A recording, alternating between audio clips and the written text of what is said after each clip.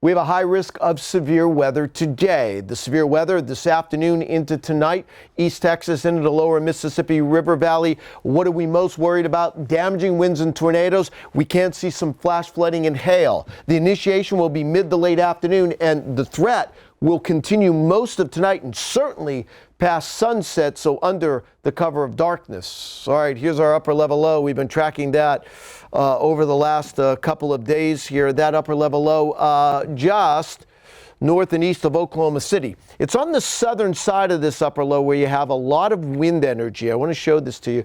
Look how quickly things are moving from the Big Bend of Texas into Arkansas and in the Mississippi. So this is a belt of energy.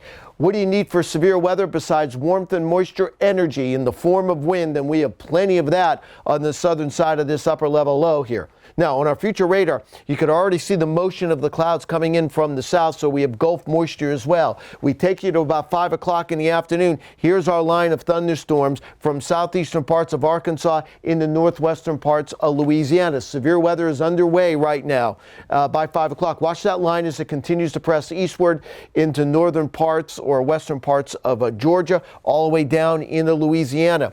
The threat for Jackson should be over by about 8, 9 o'clock, but it continues all night. And while the thunderstorm threat, the severe weather threat may lessen a little bit here, I'd really be worried south of Interstate 20 across Georgia and into the Florida Panhandle, southern parts of Alabama, and even Mississippi during the overnight hours, that these thunderstorms remain on the severe side. That high risk does include Shreveport toward Jackson in the most of northern Louisiana and southwestern parts of Mississippi. While all forms of severe weather are possible, I think there are two main ones. Certainly the damaging winds.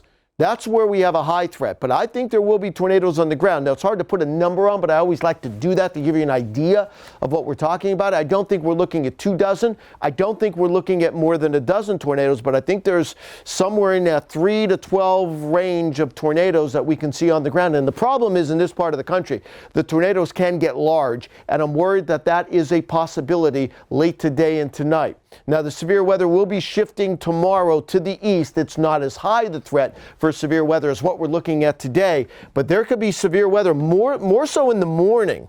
Worried about that in the morning across southern parts of Georgia, of Alabama, and in the western panhandle of Florida here, where we could be looking at isolated tornadoes in the morning. Then by the afternoon, I think we're looking at mostly damaging wind gusts, soaking rain, and there's going to be lots of travel delays in the southeast tomorrow.